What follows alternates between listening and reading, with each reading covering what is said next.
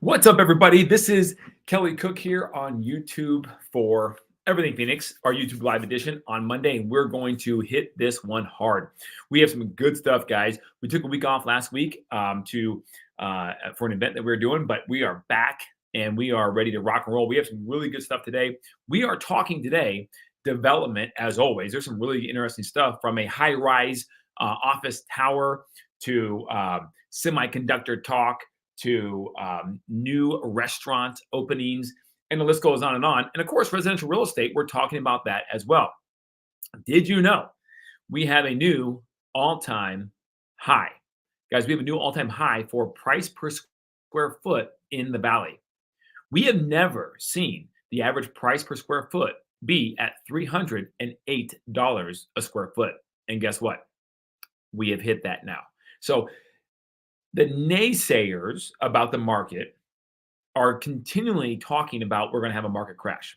And we could have a downturn in the market at some point. Matter of fact, we will at some point. Why? Because the market is cyclical. Values go up, values go down, and no one has a crystal ball to know when it's going to be. But there is a lot of dollars to be had in advertising, in views, to take the contrarian point of view, the negative point of view, because that sizzle does sell. That sizzle is clickbait, and that's exactly what the Cromford report is talking about today. I'm going to share my screen really quick and show you what I'm talking about.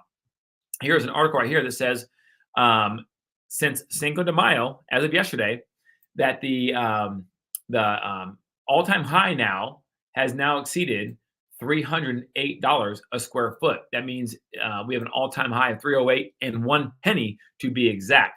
This is crazy, but it goes on to talk about all the YouTubers, not me, of course, selling the negative sizzle that the market is going to crash. And again, guys, at some point it's going to turn and it's going to go back down. And remember, the only people who can time this perfectly are the people who are just flat out lucky. The smartest person in the world cannot time the market on the downside or the top side. That's just a fact. You don't know you're out of the gutter, or you don't know you're off the top of the mountain until it's over. It's past. And then you look back, have historical data to look at, and you say, okay, yeah, you're right.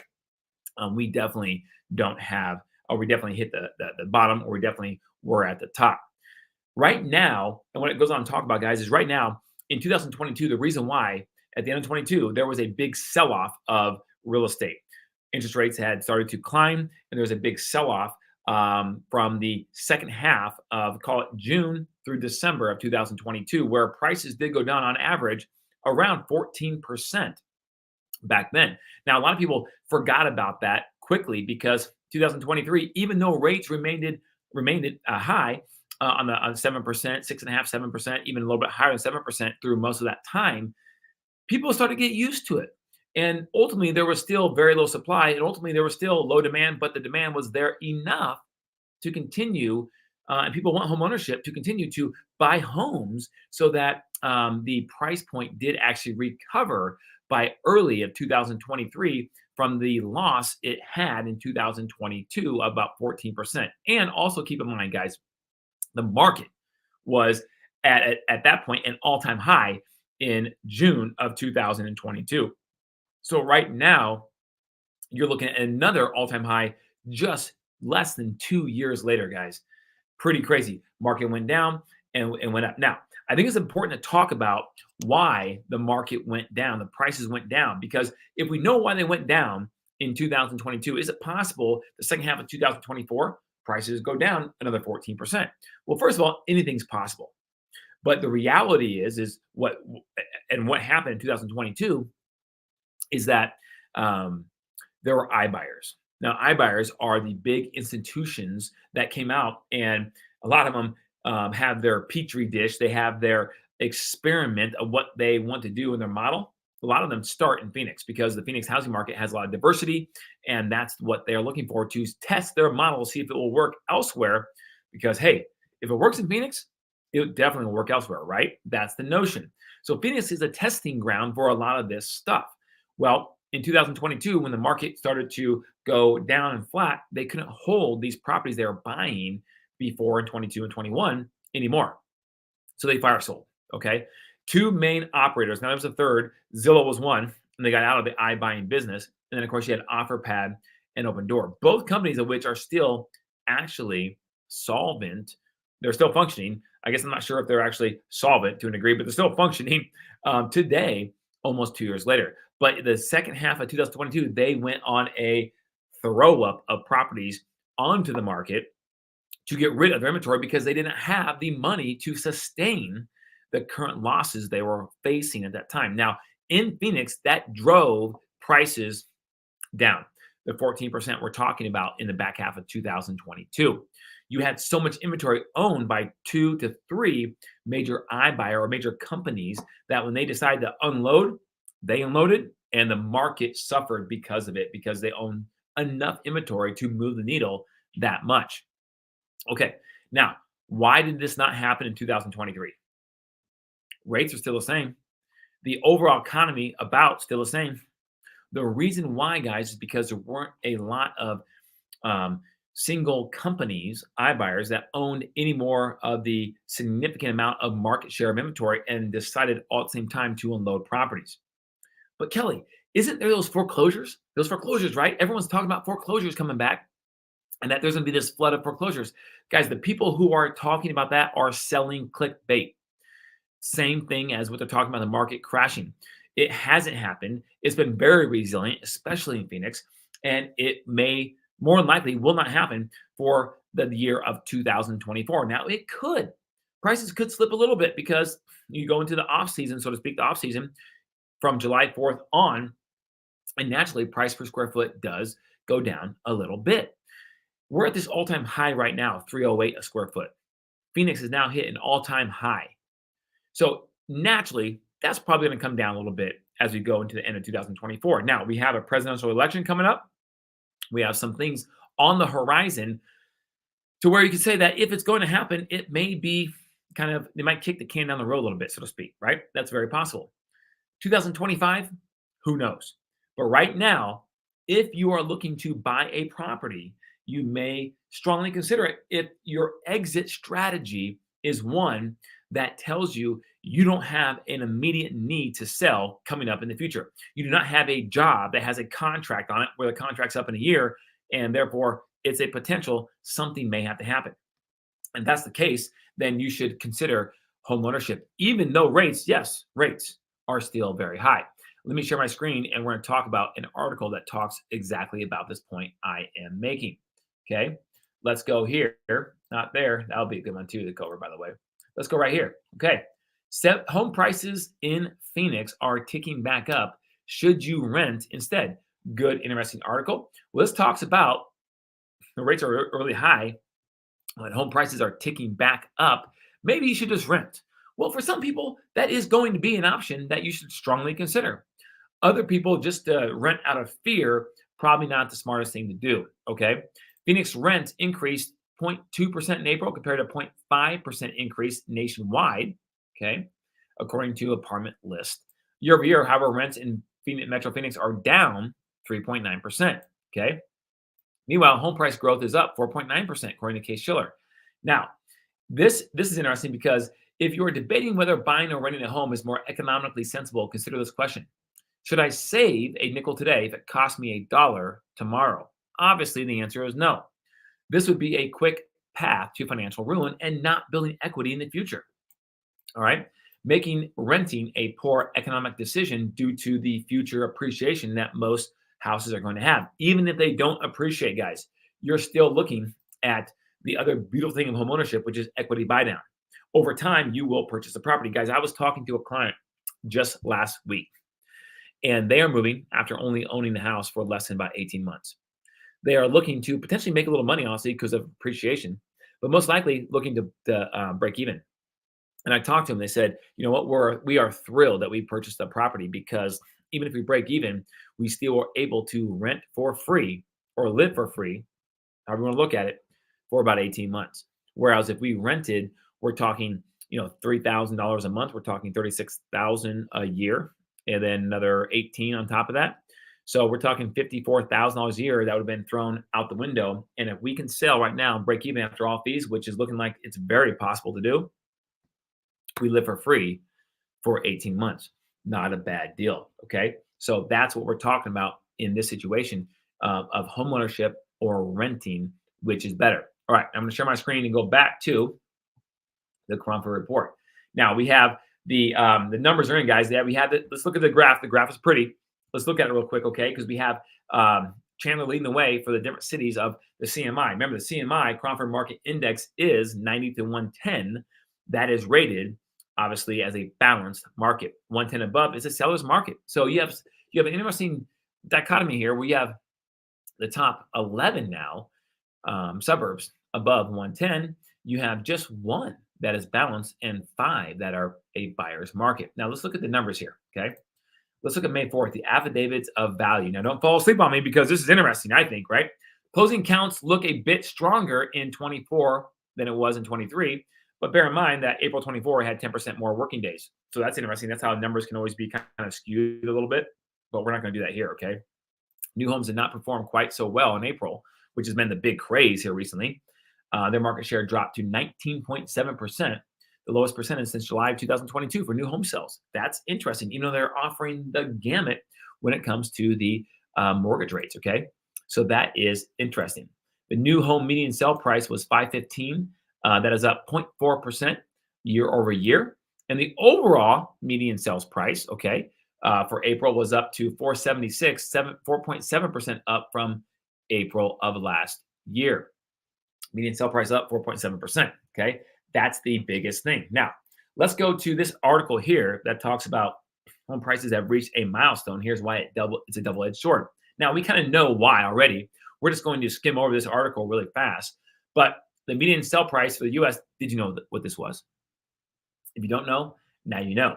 $383,000 in April of 21, up more than 5% from a year earlier. So not only is Phoenix up about 7%, the national median home price is up 5%. So that is pretty crazy, all right? So the double-edged sword, guys, is right here. Rising home prices are a double-edged sword. On one hand, Americans who already own homes benefit from rising values. They consider themselves lucky they broke into the housing market while they could still afford it, says senior economist from Redfin. However, on the other hand, price appreciation makes the prospect of buying a new home daunting or even impossible for many people who want to move. That is the kicker. Now, with the population increases, NAR predicts that home sales will rise 9% in 2024. Home prices, not prices, but home sales will be up 9% this year. And they predict that next year, home sales will be up 13%, guys. This is a big reduction from where they were just 2 years ago at about 5 million homes selling across America, down to 4.1 million last year. Hopefully that 9% increase will be good and that will be true. And then, of course, if we can get a 13% increase of sales in the 2025 calendar year, that would be even better. Now, why that's so important is because there's so many jobs, so many industries, guys, that are really contingent, or they are really leaning on that the real estate market has churned, that there are deals that are happening so that they have business to do. All the trades, plumbers, electricians, HVAC, and the list goes on and on. So home sales, whether the prices go up or down, are a really good thing for our economy. And if they generate, that's why it's usually cyclical, guys, because if they generate business in a down market, because homes are still selling, whether it's foreclosures or regular sales, I know that generates business, that generates work. And when you have work and put money in people's pockets, then eventually they can afford more. And hopefully there's not a significant amount of inflation in the economy. And now prices continue to turn the other way after a certain period of time because it is cyclical. We all know that. Okay. Now, sharing my screen and going back here, let's talk about, real quick, before we go into any more serious stuff, check this out, guys. I love this. Snakes Alive. Cape Creek business aims to train dogs to avoid rattlesnakes. So if you have a dog in Arizona, guys, this is a real thing. And look at this picture of this fine fellow right here. Man, that is pretty, isn't it? Not. Guys, oof, that is, what's his name? Kevin? Yeah, his name's Kevin. He's a rattlesnake that is ready for dog training classes. Now, how that works and your dog not dying, I don't know. Maybe they had the venom stripped out of this rattlesnake. I have no idea. But it is a real thing. So, guys, this is crazy. They're talking about training dogs to make sure that they don't get bit by rattlesnakes, which is very important, guys. We love our furry four-legged friends here in Arizona or across the world for that matter, and we don't want to see them get hurt by a rattlesnake, which is a real thing in Arizona. Now, there are things you can do around your fence. You can put this clear, almost fencing, right? That is netted, so the air can still flow through up a little ways on your view fencing, or if you have a crack in your block wall or a drainage little opening in your block wall, you can get that all sealed off by companies who specialize in sealing your backyard or whatever it may be from rattlesnakes. But this is interesting. This is a dog trainer with a rattlesnake to make sure he stays away and is taken good care of. So that is interesting because I wanted to bring that up because in Arizona we have some interesting animals. And if you watch this YouTube channel, you know we have plenty of videos on all the wildlife in Arizona and how it's different, being the fact that we're in the Sonoran Desert than most places across America that people just aren't used to. Okay. So that was pretty interesting to say the least. All right. Now, this is a fun one. Okay. This is the newest, wealthiest zip code in all of Phoenix. Okay. Forever. It's been Paradise Valley forever. And now we have a new zip code that has dethroned Paradise Valley, which was 85253. Now it's 85262. There it is, guys. Where is that located? I'm glad you asked. Okay, this article talks about there's a new number one, why this North Scottsdale zip code surpassed Paradise Valley in household wealth. Well.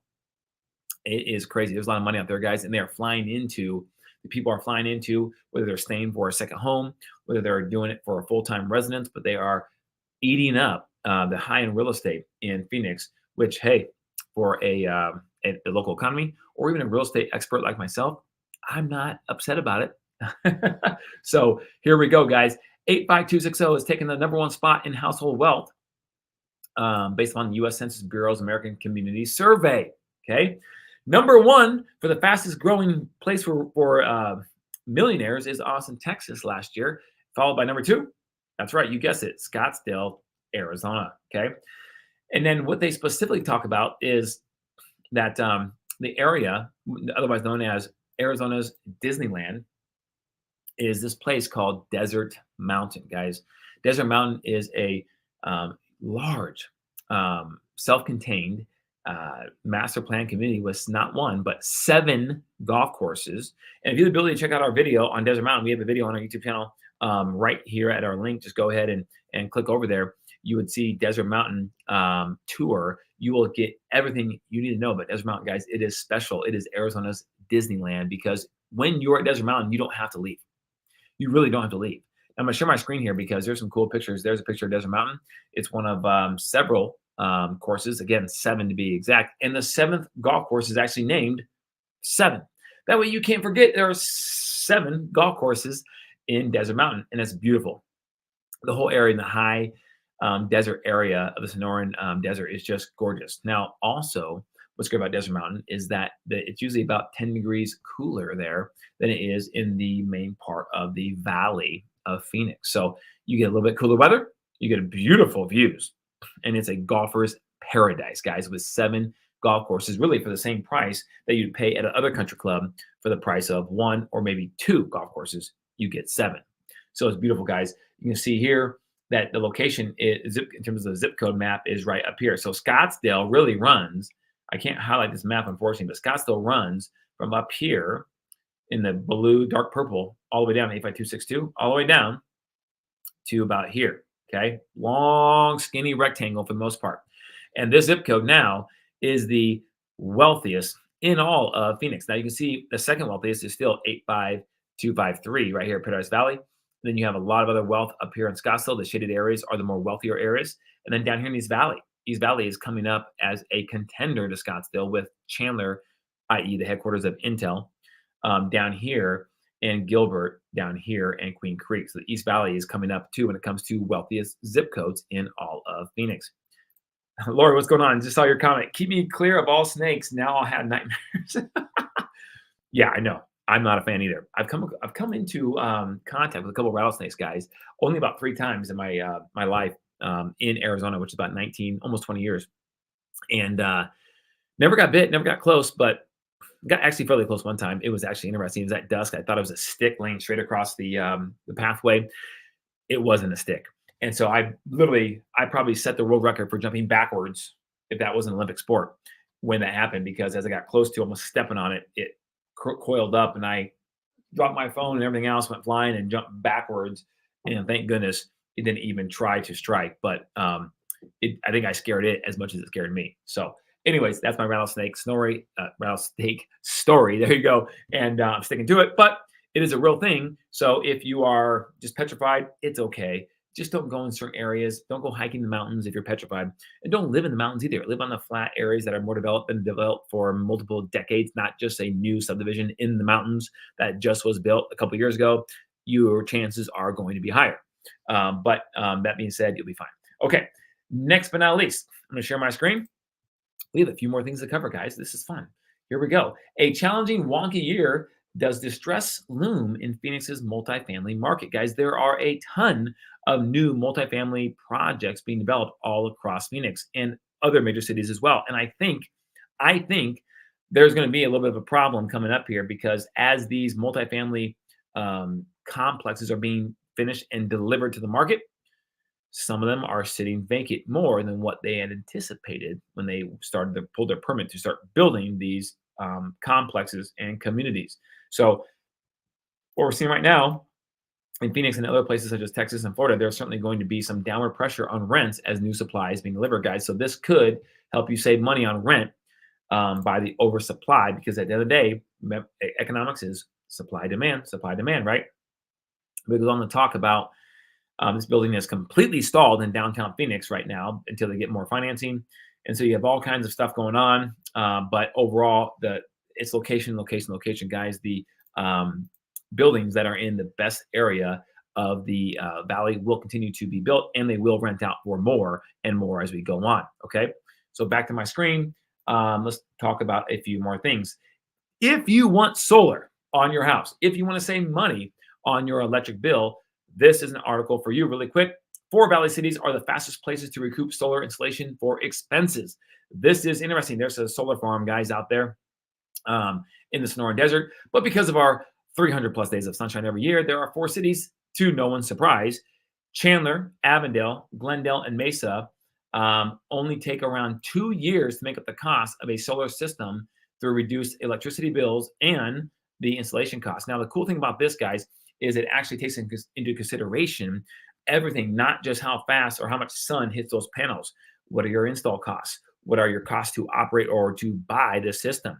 And it talks about all of that. So we're going to go back to the screen. Chandler led the way as the only city to beat the 2-year timeline. Homeowners there need only 23.3 months to offset their upfront solar expenses.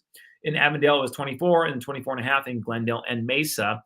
And those are the 4 out of the top 10 cities across America, per watt by a company credited to the U.S. Department of Energy. Okay, now, what else is going on in the solar world? I'm glad you asked, because here you go. Did you know, even everyone thinks Arizona is just hot and dry? That's not the case, guys. As we talked about on our YouTube channel here, Arizona is a beautiful state with a lot of different temperature biomes, if you will, or areas. I'm not sure if that's the correct word, biomes, but different areas, right? Up in north and south, desert, highland, the high country. Flagstaff sits at over 8,000 square feet above sea level. That is a high level city in terms of elevation. But did you know, according to this article, 10 states take less time than Arizona to recoup its solar expense. As a state, Arizona is 8.7 years, guys, as a state, 8.7, okay?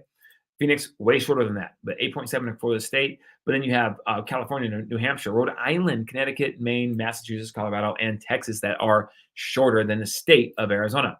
However, Arizona's average installation cost of only $15,180 is only second to California's, being lower at $10,600 after a 30% federal tax credit that you can get for having solar on your house, okay? That's pretty cool. Also, there's a $7 billion nationwide investment funded by the Inflation Reduction Act that our government did that is aiming to help 900,000 low-income households install rooftop solar, okay? So right now, if you are thinking about buying solar for your house or maybe even leasing solar for your house, getting something installed on your roof or solar, now's a good time to do it because there are additional funds. In fact, according to the state of Arizona, there is $156 million for the governor's office to allocate to solar credits. So in addition to that 30% on the federal solar tax credit, you will probably just likely get even more of a tax credit if you're looking to do solar sometime soon before those funds run out. So if you're thinking about solar, maybe now is a good time to do that. Reach out to me, contact me here on YouTube. We have a great solar company that we would highly recommend, and we'd be happy to get you set up with solar if that's something you're looking to do. Okay, watching the replay, watching it live, your choice. We would love to help out with the solar install as we would for anything. You want a good plumber? We got that as well. A good HVAC company? We have highly recommended people there too, and the list goes on and on. We have a whole list of trades, guys. We'd be happy to refer you to. Just give us a call at 480-660-5974. Okay, now to finish up where we started here, we are almost done, but a few more things going on here, guys, that are kind of interesting. How multi-billion-dollar plans from TSMC and Intel compare to other gigantic U.S. tech projects? Where are those tech projects at? Well, I'm glad you asked. We're going to cover them here in this article. There's a photo of TSMC's fab site in North Phoenix. It is a huge $40 billion project that now just got up to $60 billion because they just announced a few weeks ago they are now installing a third fab at this site, which now puts their total investment around $60 billion for North Phoenix, guys. A ton of new jobs, high-paying jobs coming to North Phoenix, guys. Watch out over the next 10 years for North Phoenix, okay? But what are these projects? Intel in Arizona is the biggest winner of the U.S. government spending and the doubling down on the CHIPS Act. New Mexico, Ohio, Oregon, more than $100 billion. Guys, I don't know where all this money's coming from, but holy Moses, there's a lot of money that our government is shelling out. And okay, Intel is the biggest winner in Chandler, near Phoenix, and Hillsboro in Portland, as well as this new leading edge manufacturer site in New Albany, Ohio. Okay, Micron Technology, based in Idaho, is a big winner. Taiwan Semiconductor Manufacturing Company in Arizona, $65 billion. Okay, they received $12 billion in subsidies. $12 billion. Samsung in Taylor, which is Austin area, $45 billion. And the list goes. Texas Instruments in Sherman, $30 billion. IBM in New York, $20 billion. Guys, you know IBM is still around. Crazy, right? IBM still around doing big things. Micron, $15 billion. TI, Tesla in Texas, $10 billion. And there's Tesla's a gigafactory in eastern Travis County in around the Austin area. And then you have Foxconn in Wisconsin for $10 billion. Amazon in Virginia for $5 billion for their headquarters too. And the list goes on and on. Guys, here are the top 3 employers in the state of Arizona if you did want to know. Banner Health, number 1. State of Arizona, number 2, government employers. And number 3, Walmart, number 3 in Arizona. Pretty crazy, right? Okay, moving on here, guys. Remember Anthony Bourdain? Anybody remember that? Right? Remember him? Real nice guy who went out there and like explored the world's unknown, right? The places unknown, something like that. Well, he passed away in 2018, but there is a new restaurant coming to Old Town Scottsdale that is Anthony Bourdain inspired that will be opening up here not too soon from now in Old Town Scottsdale, okay? It's going to be right in Old Town Scottsdale. See the red dot right there? We're going to zoom in. There's Sky Harbor Airport, downtown Phoenix. We're going to zoom into Old Town Scottsdale, which is well known by a lot of people for their world-class dining, shopping, and entertainment nightlife, okay? And it is going right here by the South Bridge by Stetson Drive in Old Town Scottsdale, just off of Scottsdale Road and 6th Avenue, okay? So new restaurant coming there, which is pretty cool. So if you're in Scottsdale, look for that. That'll be a good one. It's called The Edge, I believe. Let me go back to the article. It's called The End, sorry. The Ends for Anthony Bourdain, rightly so. All right, here we go. Downtown Phoenix Tower hits the market for $24 million. Holy Moses. That is the picture of the 19-story building at 1101 West Monroe.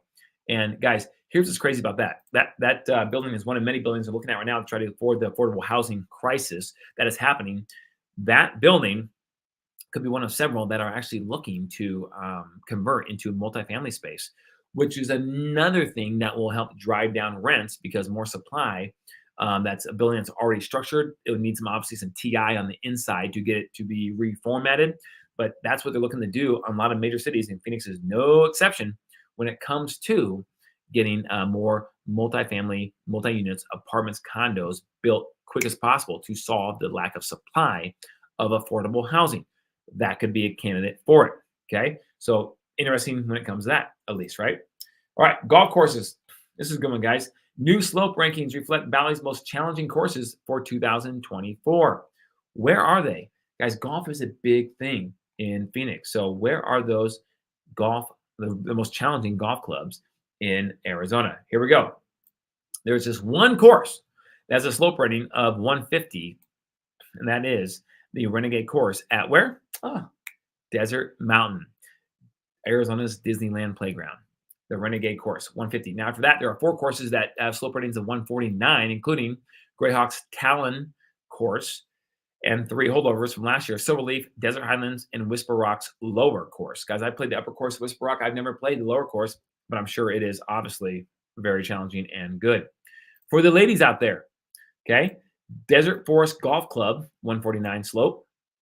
And I'm sorry, moved to 146 now. But the Estancia Club and Quintero Club feature the most challenging slope rating for women at 151. Estancia and Quintero.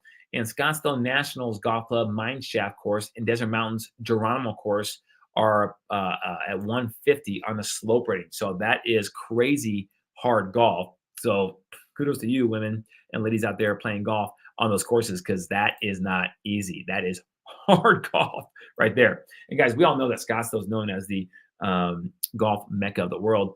Most of these courses are located in Scottsdale, and they are extremely beautiful courses. Now, a couple of those are private, but there are some great public courses like the Greyhawk Talent course that is public. Okay, everyone else is private for the men's side, but for the women's side, Quintero is public. You can play that. And of course, that would be the only one. The rest are private. So maybe you can befriend someone who's a member there somehow. But otherwise, you do have 2 options, one for men, one for women when it comes to hard, challenging golf courses on the public side. It's going to be a pretty green fee, but it's out there for you. Okay. Now, last but not least, guys, and we are going to wrap this up. This is an awesome article I thought was pretty cool. This guy's opinion, his view. Thoughts on the back roads of Arizona after purposely taking the long way home, guys. So what this guy did, look at that picture. That's beautiful, guys. That is beautiful. Again, people don't understand how beautiful the state of Arizona is. So what this guy did was right here, this author, he was in Flagstaff for some pleasure or for work. I don't know. But what he did was he actually took the long way home. He took what was a 2-hour drive from Flagstaff down to Phoenix and made it into a 12-hour drive, going a super long way out of the way down the state of Arizona through multiple different highways and found his way back to Phoenix in 12 hours. But he stopped along the way and had some fun and did some sightseeing. What he realized is that Arizona is a gorgeous state. Everyone thinks it's just Phoenix. That's where most of the population is. That's where the Sonoran Desert is. That's where the weather that everyone loves, for the most part, except for the summertime, actually love to be. But if you take a moment to smell the roses or the cacti in the desert and go the long way, you'll find that Arizona has a lot to offer with natural geographical terrain, different weather, and a lot of small town diners that he stopped at, and he just said he had just a really very enjoyable time. So his view is that Arizona offers a lot more than just the desert, and that next time you're on a road trip in Arizona, take the long way home. I'm going to. All right, guys. So thank you very much for this episode of Everything Live here on our Everything Phoenix Live YouTube edition. Thank you for joining, guys. If you have any questions, please feel free to reach out to me at 480-660-5974 or click the link below to schedule a Calendly 15-minute meeting with myself to go over your specific situation for Arizona, whether you're moving here or maybe looking to relocate or maybe looking to just upsize or downsize. We would love to be your real estate resource of choice. Until next time, guys, next week we'll see you here. Keep it classy, Phoenix. Take care, guys.